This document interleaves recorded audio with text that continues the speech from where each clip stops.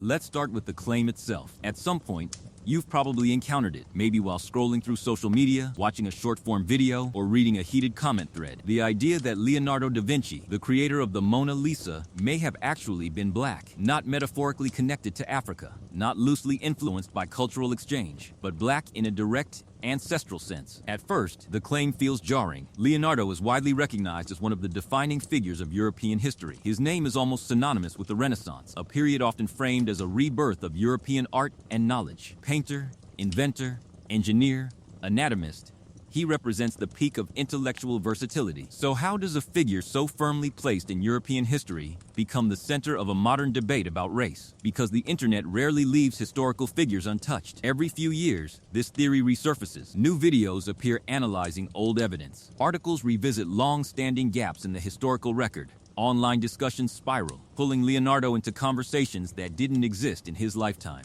But before reacting to the claim, it's worth asking a more grounded question. Where did this idea actually come from? Because the truth doesn't sit neatly on either side of the argument. It begins with something historians still haven't fully resolved: the identity of Leonardo's mother. Leonardo was born in 1452 in the small Tuscan town of Vinci. That detail is firmly established. His father, Ser Piero da Vinci, is well documented, a successful notary connected to the legal and administrative systems of Florence. His mother, however, remains far more elusive. Her name was Katarina. Beyond that, the historical record becomes uncertain. There's no clear documentation explaining where she came from, what her background was, or what became of her later in life. For centuries, historians have worked with fragments, brief mentions, scattered references, and indirect clues.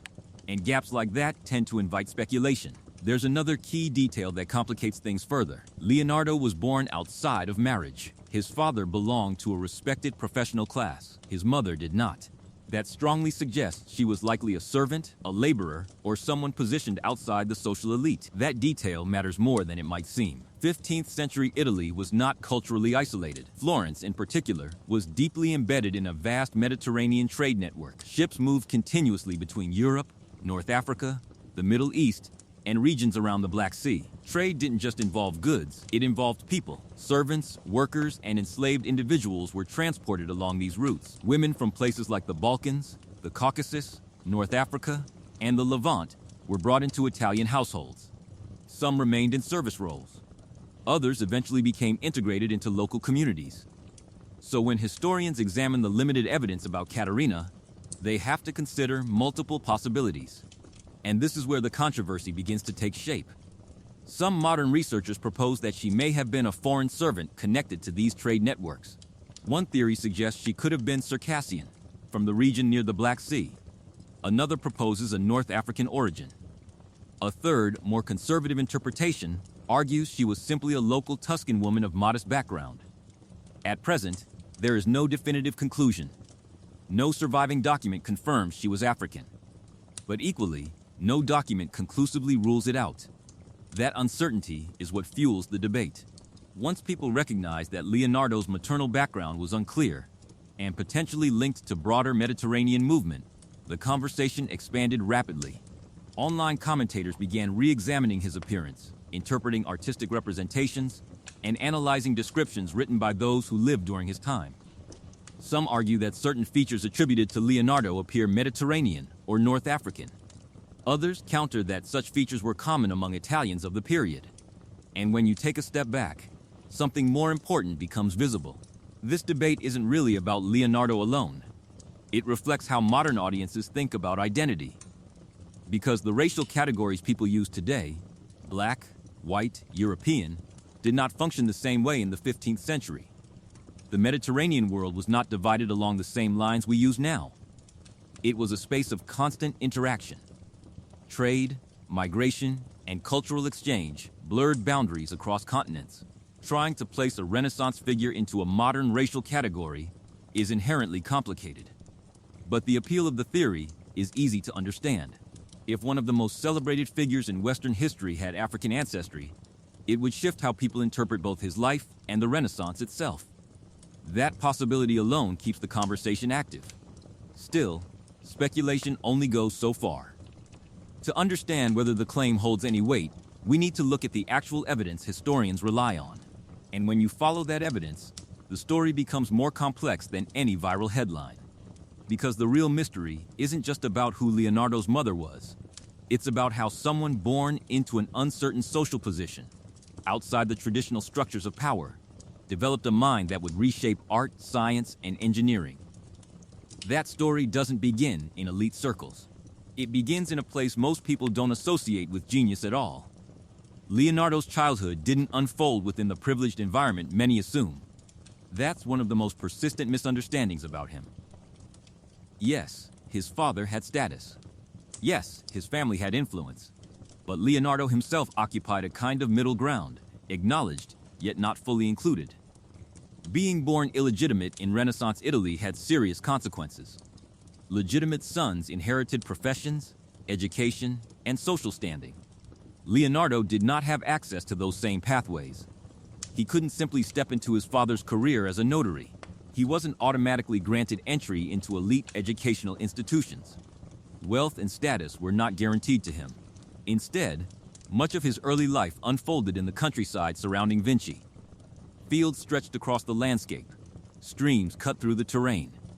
Forests and wildlife formed the environment he grew up in. At first glance, that might seem like a limitation. In reality, it shaped how his mind worked. Unlike many of his contemporaries, Leonardo didn't begin his intellectual development through books. He wasn't trained first in classical languages or academic traditions.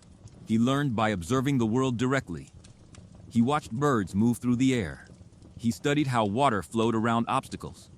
He examined plants, insects, and rocks with close attention. While others memorized texts, Leonardo trained his eyes, and that difference would define everything that came next.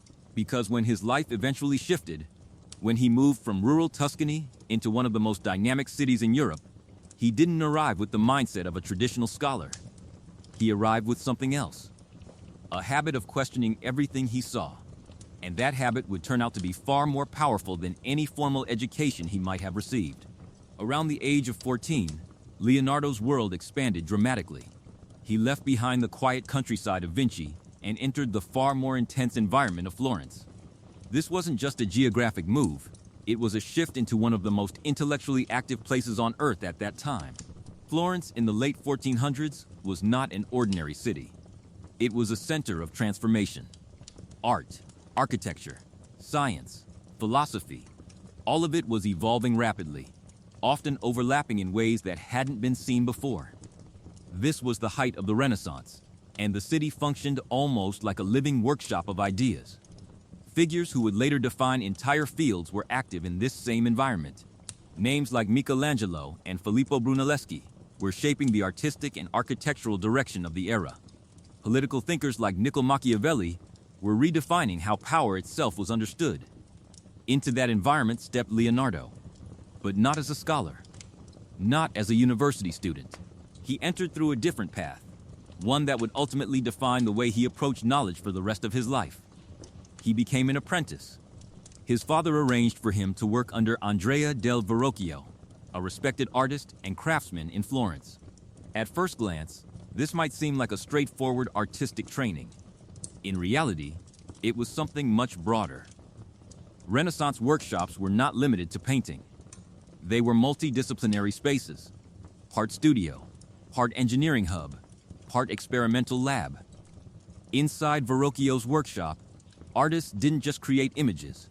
They worked with metal, designed sculptures, studied anatomy, experimented with chemical processes for pigments, and even constructed mechanical devices.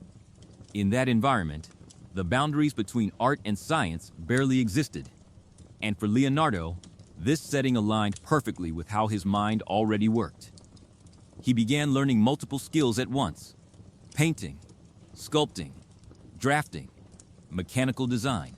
He studied geometry and perspective, understanding how to represent three-dimensional space on flat surfaces. He observed how light interacted with objects, how shadows behaved, how proportions created realism. But what set him apart wasn't just his ability to learn. It was how quickly he started pushing beyond what he was taught. There's a well-known moment from this period involving a painting called the Baptism of Christ. Verrocchio allowed Leonardo to contribute to the work by painting one of the angels. When the piece was completed, something unusual stood out. Leonardo's section appeared noticeably more refined. The figure he painted had softer transitions between light and shadow. The expression looked more natural, less rigid. There was a sense of depth and realism that contrasted with the surrounding figures. According to later accounts, Verrocchio was so struck by the difference that he chose to stop painting altogether. Whether that story is fully accurate is still debated. But it captures something important. Even at a young age, Leonardo's approach to art was different. He wasn't just trying to replicate what he saw. He was trying to understand why things looked the way they did. That distinction changed everything. While other apprentices focused on mastering technique, Leonardo's curiosity kept expanding. He didn't limit himself to painting. He started studying anatomy, how muscles moved under the skin, how bones supported structure. He examined mechanical systems, sketching gears and devices. He observed natural patterns, water currents, plant growth, airflow. And he documented everything. He carried notebooks, filling them with sketches, diagrams, and questions. Not polished works intended for display, but working thoughts, ideas in progress. Over time, these notebooks would grow into thousands of pages. And inside them, you begin to see the emergence of something unusual. Leonardo wasn't thinking in separate categories. He didn't divide the world into art, science, and engineering. To him, they were all connected. A study of human anatomy improved his ability to paint realistic figures. Observing water flow informed his understanding of motion. Mechanical sketches influenced how he thought about structure and balance. Everything fed into everything else. But there was a downside to this way of thinking. Leonardo struggled to finish things. He would begin a painting, then pause to investigate a scientific question. He would accept a commission, then become absorbed in an unrelated experiment. His attention moved constantly, pulled by curiosity in multiple directions. For patrons, this was frustrating. The Renaissance rewarded completion. Wealthy clients expected results, finished paintings, completed sculptures, delivered projects. Leonardo worked slowly. Sometimes he would stand in front of a painting for hours without making a single mark, studying it, analyzing it, reconsidering it.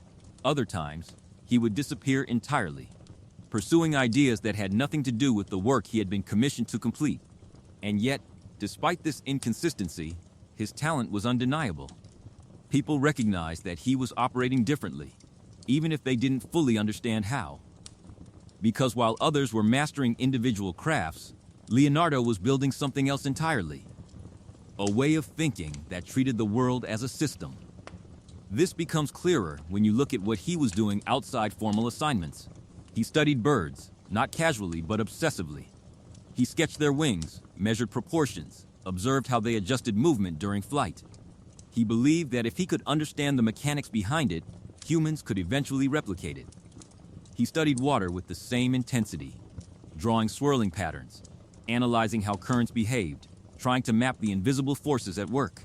He examined the human body, not just for artistic accuracy, but to understand how it functioned as a system of interconnected parts. Every subject he touched became part of a larger investigation. Why do things move the way they do? Why do natural patterns repeat across different forms? What hidden rules govern the physical world? These questions began shaping his work more than any formal training. And over time, something else became clear. Leonardo didn't behave like a typical Renaissance artist. He wasn't focused solely on producing beautiful images. He was trying to decode reality itself. That mindset would eventually lead him far beyond Florence. Because as his reputation grew, not just as an artist, but as a thinker, new opportunities began to appear. Opportunities that had less to do with painting and far more to do with power. Because the next major turn in Leonardo's life wouldn't come from an art commission.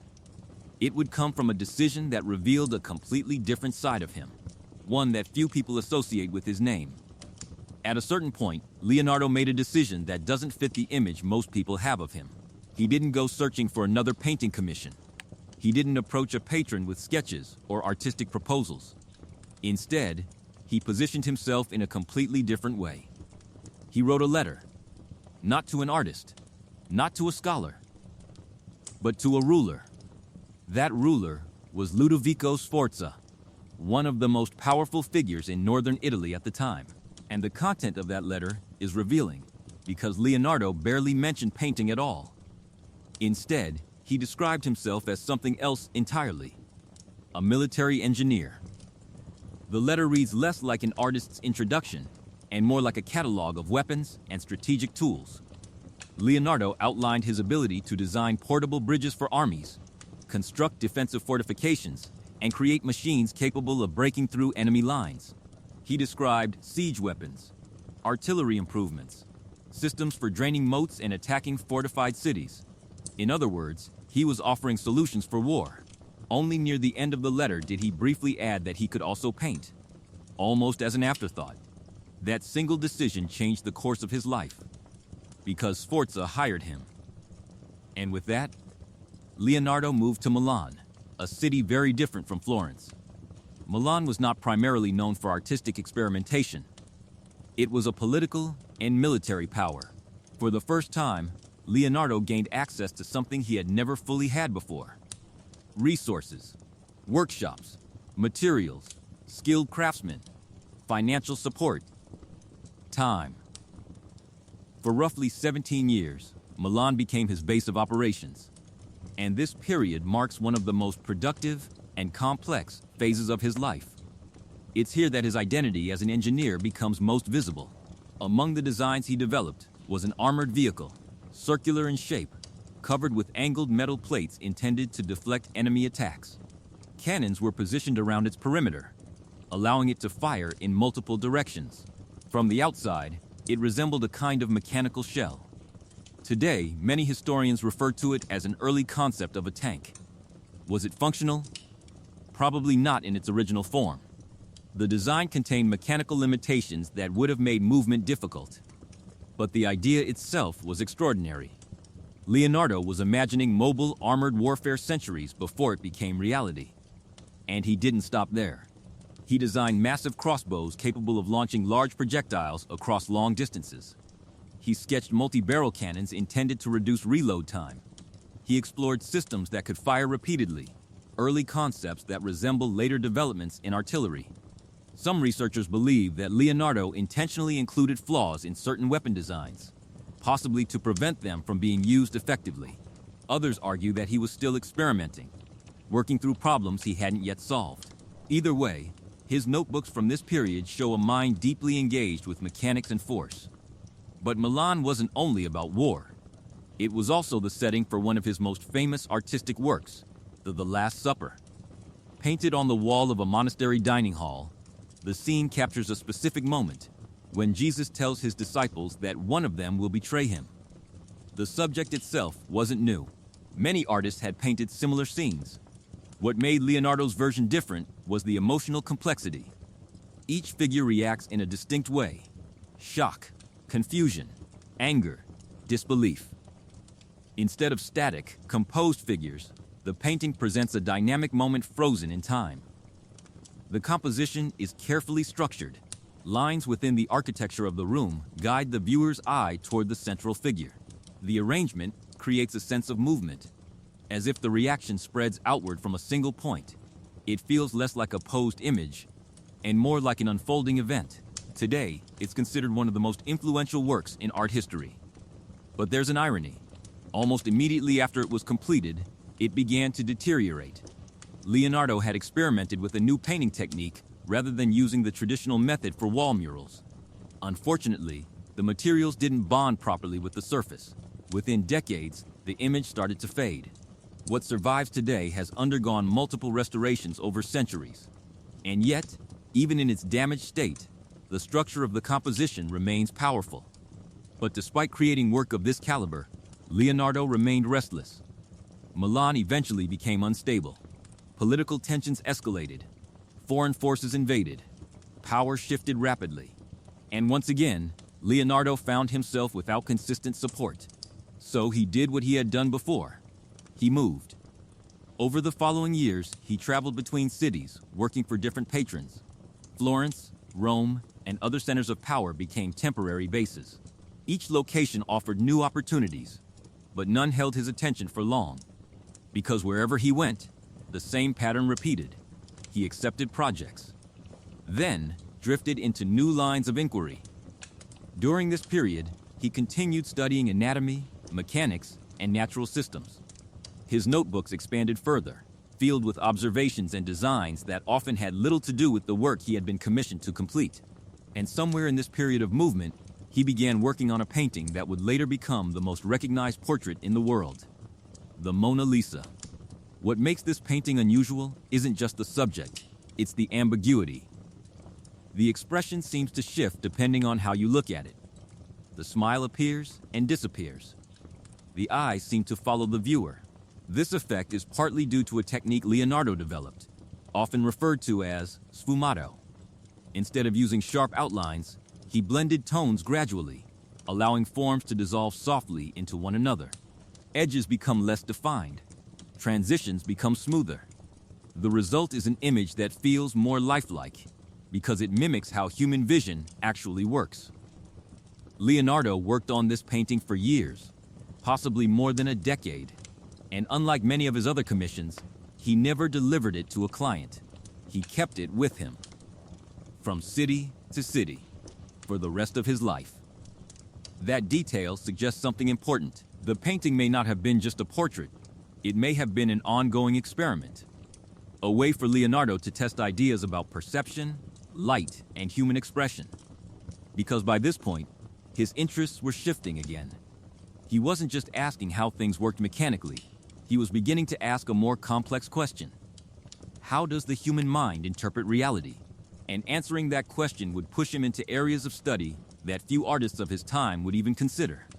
At some point, Leonardo's curiosity shifted again. He had already studied motion, mechanics, and the structure of the natural world. But now, his attention moved towards something less visible and far more complex. Perception. How does the human mind actually interpret what we see? That question became central to his work. Because the more Leonardo observed the world, the more he noticed something unusual. People don't experience reality directly. What they see is shaped by how the brain processes light, shadow, and form. If that was true, then understanding perception itself could transform everything. Art, science, even engineering. So he went deeper, much deeper. He began studying the human body in a way that very few individuals in Renaissance Europe attempted, not just externally, internally. This led him into territory that was controversial for the time: human dissection. In the 15th and early 16th centuries, cutting open human bodies was not widely accepted. Cultural and religious beliefs made many people uncomfortable with the practice. Access to bodies was limited, and the work often had to be done in secrecy. Leonardo pursued it anyway. Over the course of his life, he dissected more than 30 human corpses. He worked in hospitals, often at night, carefully examining muscles, organs, bones, and connective tissue. He wasn't doing this for shock value. He was searching for understanding. What he produced from these studies would later astonish historians. His anatomical drawings were extraordinarily precise. He mapped the curvature of the spine, the mechanics of joints, and the layered structure of muscles with a level of detail that surpassed many medical texts of his time. One of his sketches shows the human heart, not just as a shape, but as a functioning system. He identified chambers, valves, and the directional flow of blood with surprising accuracy. In one case, he even correctly described how the aortic valve operates. That level of insight would not become widely accepted until centuries later. But Leonardo didn't stop with anatomy. He turned his attention to the brain. He believed it was the center of perception, the place where sight, memory, and imagination intersected. To understand vision, he needed to understand the system processing it. So he experimented. In one instance, he injected wax into the cavities of an animal's brain. After the wax hardened, he removed the surrounding tissue, leaving behind a solid model of the internal structure. This allowed him to study the shape and layout of the brain's chambers. It was an early attempt at mapping neurological anatomy. And it reveals something important. Leonardo wasn't working within established scientific frameworks. He was building his own. But even these anatomical studies were connected to something else: art. Specifically, how to create images that felt real. Leonardo realized that traditional painting techniques didn't fully match how human vision works. Artists often use sharp outlines to define forms, but in reality, the eye doesn't perceive edges so clearly. Objects blend into their surroundings. Light diffuses, shadows soften. So he adjusted his approach. Instead of drawing hard lines, he began layering thin glazes of paint, gradually blending tones together. This technique, often referred to as sfumato, allowed transitions between light and shadow to appear seamless. Forms seemed to emerge from the background rather than sit on top of it. This is one of the reasons the Mona Lisa feels so lifelike. There are no sharp boundaries around the face. The features dissolve subtly into surrounding tones. The result is an image that appears more natural to the human eye. In a sense, Leonardo had discovered how to manipulate perception. He wasn't just painting what he saw, he was painting how people see. And this understanding extended beyond art. Leonardo began noticing patterns across different systems. The way water spirals in a river resembled the curl of hair. The branching of trees mirrored the structure of blood vessels. Wind currents behaved similarly to fluid motion. These weren't isolated observations. They pointed to something larger. Leonardo believed that nature operated according to underlying patterns, repeating structures that appeared in different forms. If you could recognize those patterns, you could predict how systems behaved. Today, this idea might be described as systems thinking. But Leonardo was exploring it centuries earlier. In his notebooks, he expressed this concept in simple terms. Everything connects.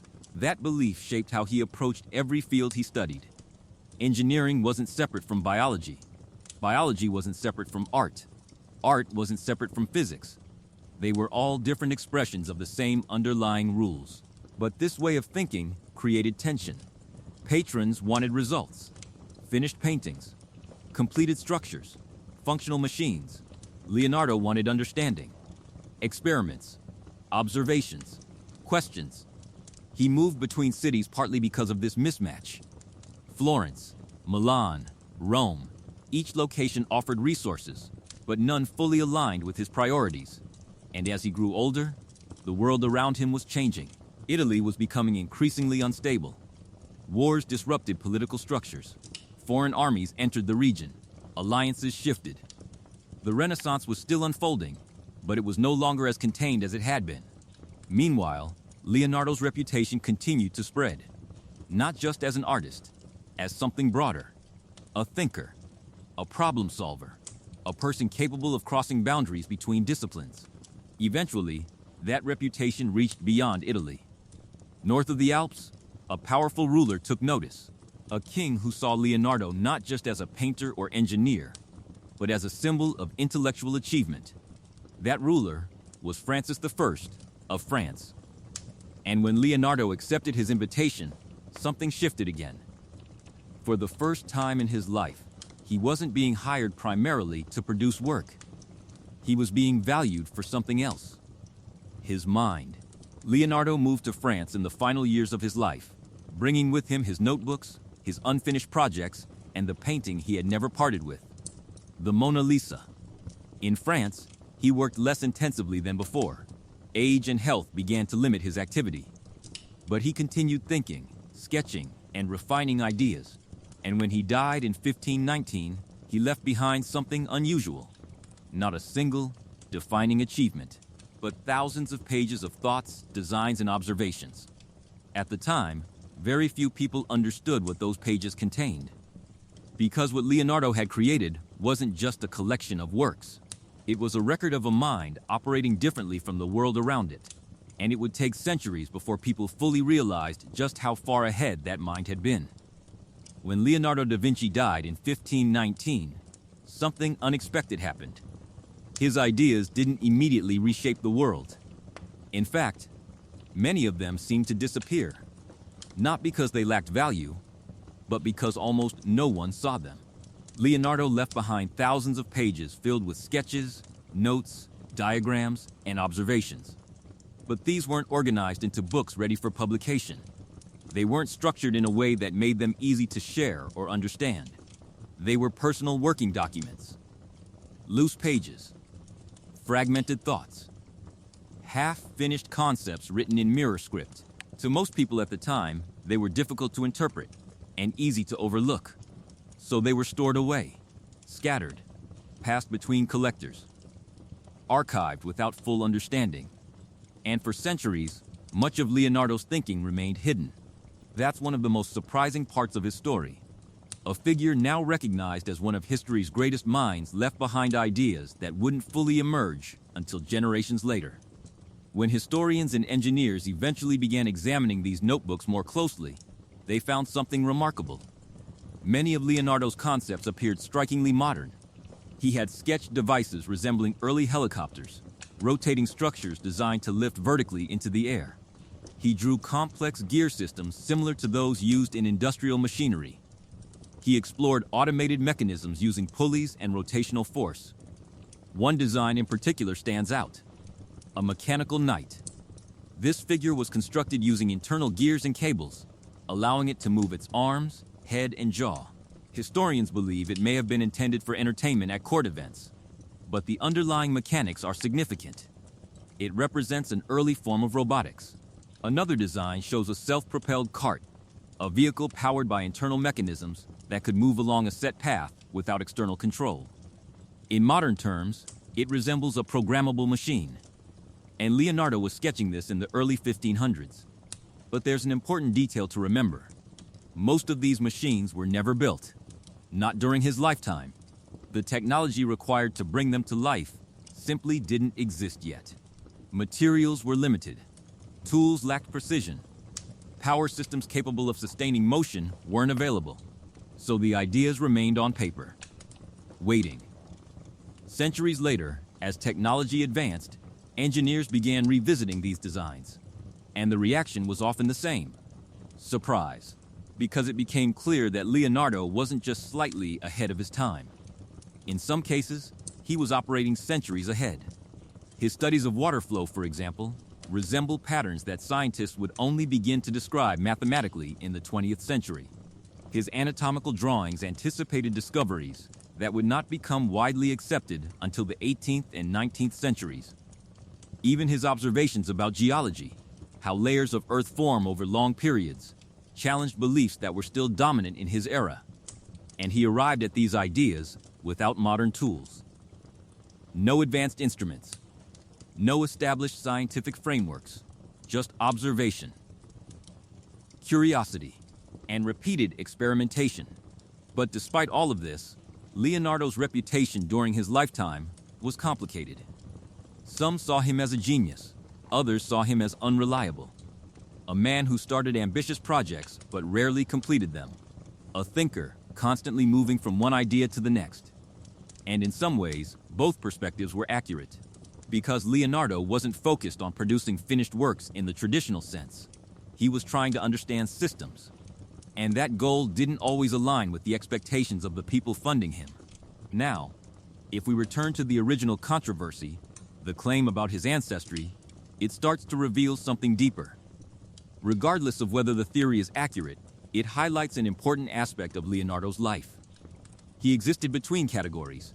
He wasn't fully embedded within the traditional academic world. He didn't follow the structured educational paths that defined many Renaissance scholars. Remember, his illegitimate birth limited his access to those systems.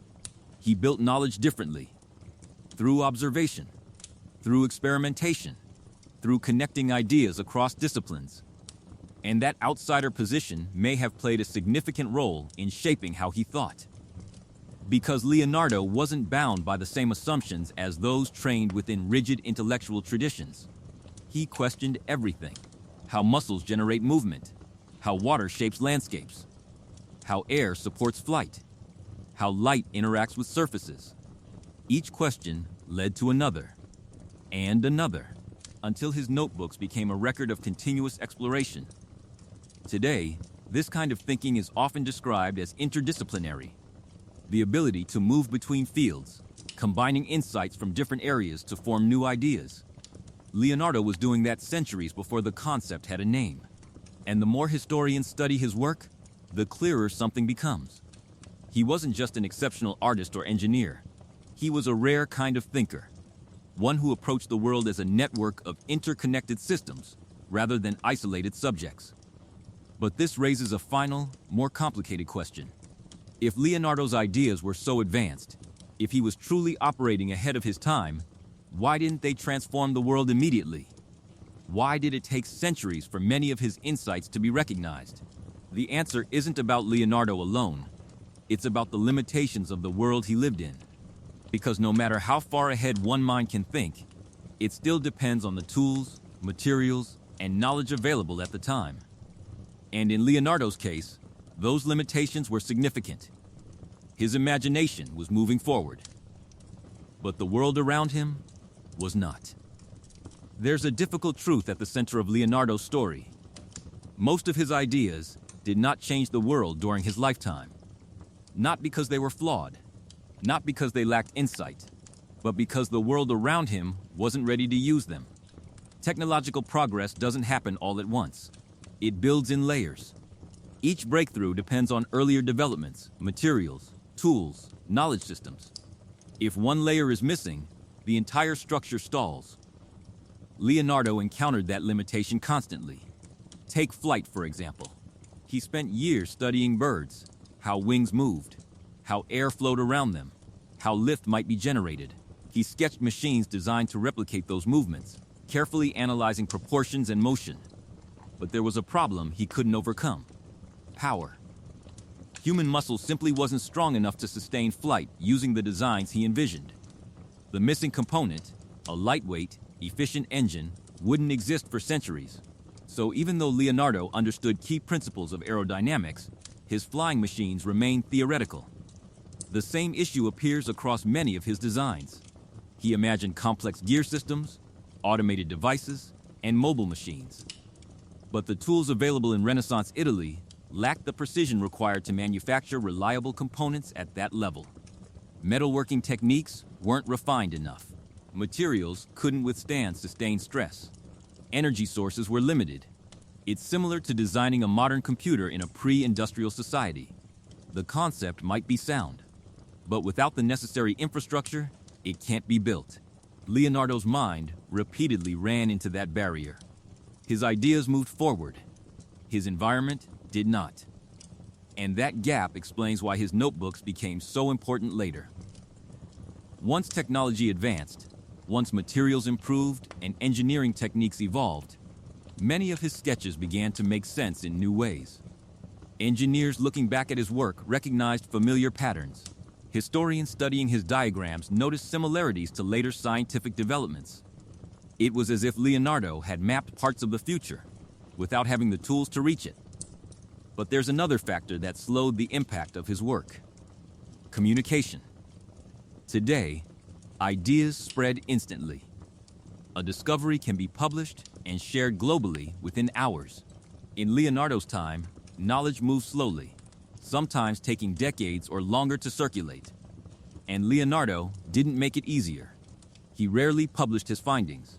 His notebooks remained private, written in mirror script, filled with shorthand and personal observations. They weren't designed for a wide audience. They were working documents, which meant his insights stayed contained. After his death, many of those notebooks were scattered. Some were lost. Others ended up in private collections, inaccessible to scholars who might have understood their significance. It wasn't until centuries later that historians began piecing them together. And when they did, the reaction was often disbelief. Because the image of Leonardo as simply a painter didn't match what the notebooks revealed.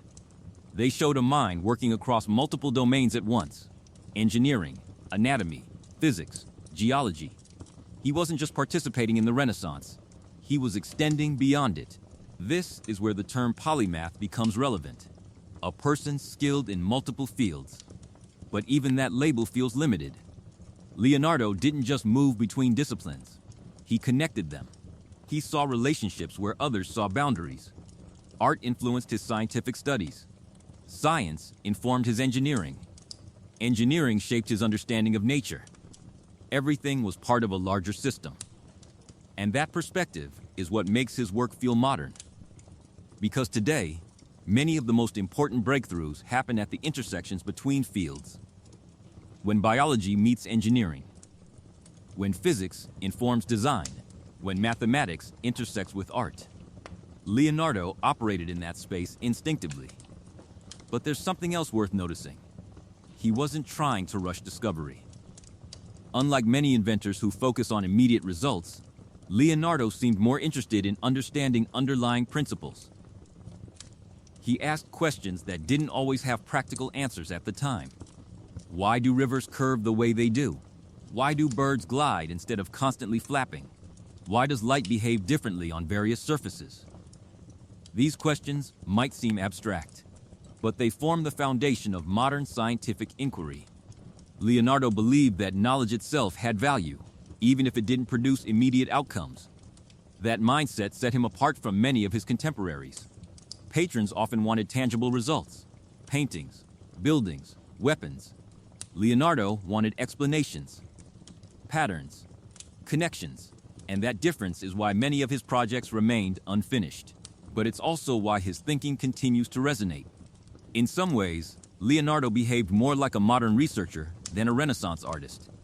He observed carefully, recorded data through sketches, tested ideas through experiments, adjusted his understanding based on new observations. This process closely resembles what we now call the scientific method. Except Leonardo was applying it before it was formally defined. Long before thinkers like Francis Bacon began outlining systematic experimentation, Leonardo was already practicing similar approaches, guided not by formal rules, but by curiosity. And that curiosity is what sustained him. Even when projects failed, even when patrons grew impatient, even when the world around him couldn't keep up. But this brings us back to a deeper question. If Leonardo's ideas were so advanced, what exactly allowed him to think that way? What made his mind operate differently from those around him? Because understanding that might explain not just his work, but why it continues to matter centuries later. So what actually set Leonardo da Vinci apart? Not just as a talented individual, but as someone whose thinking still feels unusually advanced even 5 centuries later. The answer isn't a single trait. It's a combination of habits, patterns of behavior that shaped how he approached the world. The first is straightforward, but easy to underestimate. He never stopped asking questions. Not casual questions, not surface-level curiosity. Persistent, unresolved questions that followed him everywhere. His notebooks are filled with them. Why is the sky blue? Why do birds sometimes glide without flapping? Why do mussels pull rather than push? Why does water form spirals when it drains? Why do humans perceive depth using 2 eyes? These weren't random observations. Leonardo believed that each question pointed toward an underlying pattern in nature. If you could identify that pattern, you could understand the system behind it. And that leads directly to the second habit: observation. Leonardo didn't rely on assumptions. He trusted what he could see. He spent long periods watching water move across uneven surfaces, studying how shadows changed as the sun shifted, analyzing how facial expressions altered when emotions changed. He observed people walking through public spaces, noting how their bodies moved, how weight shifted, how balance was maintained. And then he drew, constantly, sketch after sketch. Because drawing wasn't just about representation, it was a tool for analysis. It forced him to notice details most people overlooked: where muscles attach, how joints rotate, how light behaves when it strikes curved surfaces. At one point, Leonardo wrote something that reflects this mindset clearly. He suggested that learning does not exhaust the mind. For him, knowledge wasn't a task. It was a continuous process. That perspective leads to the third habit that shaped his thinking. He refused to remain within a single discipline. During the Renaissance, most scholars specialized. Theologians focused on religious study. Engineers focused on mechanics. Artists focused on visual composition. Leonardo ignored those boundaries. He studied anatomy to improve his art. He studied mechanics to understand movement.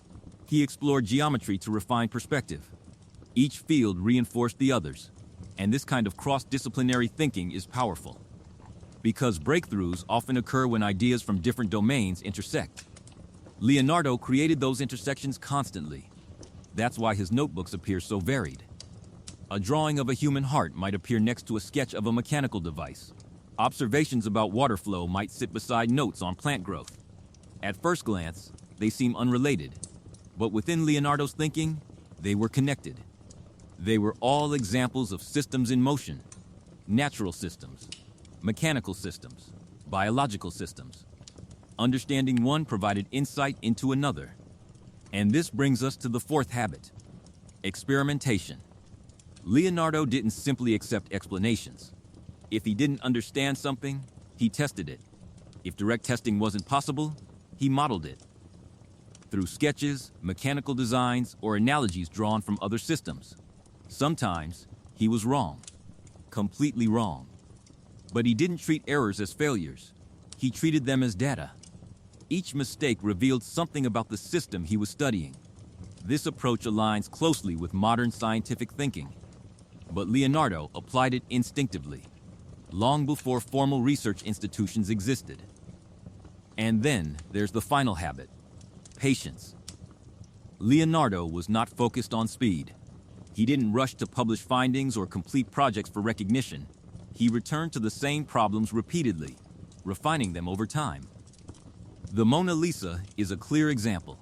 He worked on it for years, possibly more than a decade, adjusting small details, refining layers, experimenting with subtle variations in shading and expression, not because he was indecisive, but because he was pursuing understanding. That combination of habits, questioning, observing, connecting disciplines, experimenting, and refining, produced a way of thinking that extended beyond the norms of his time, and it helps explain why his work still feels relevant. Because the world eventually developed in the direction he was already exploring. Scientists now study turbulence and fluid dynamics. Engineers design machines capable of flight. Doctors examine the human body using advanced imaging. Architects rely on structural mathematics to build complex systems. Leonardo engaged with early versions of all these fields, centuries before they were formally defined. Which brings us back to the original claim that started this entire discussion: the question of his ancestry. Was he entirely Italian? Did his mother come from somewhere else within the Mediterranean world? Could she have had foreign origins? The reality is that historians may never reach a definitive answer. The records simply aren't detailed enough, and that uncertainty leaves space for ongoing debate. But focusing only on that question risks missing something more significant. Leonardo's importance doesn't come from fitting into a modern category.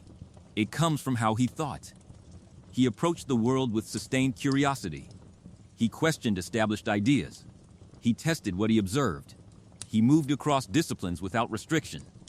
That mindset allowed him to produce insights that extended far beyond his own era.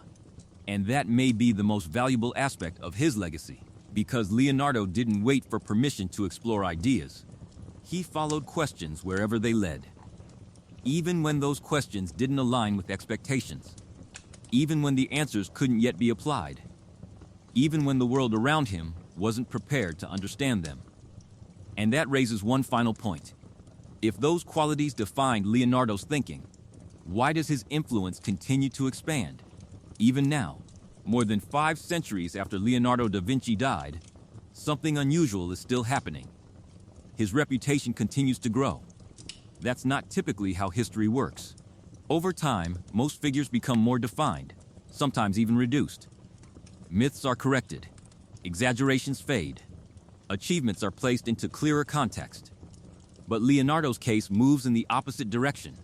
The more researchers examine his work, the more expansive it appears. Each generation uncovers new aspects of his thinking, ideas that seemed minor before, but now align with modern understanding. His anatomical drawings continue to be studied by medical historians. His mechanical sketches attract engineers looking for early concepts that resemble modern systems. And then there are his paintings. They haven't lost relevance. If anything, they've become even more studied. The most well-known example remains the Mona Lisa. It hangs in Louvre Museum, viewed by millions of people each year. Visitors don't come because it's the largest painting or the most colorful. They come because of something harder to define: the illusion of life. The expression appears to shift depending on the viewer's perspective. The smile seems to form and dissolve. The eyes appear to follow movement across the room.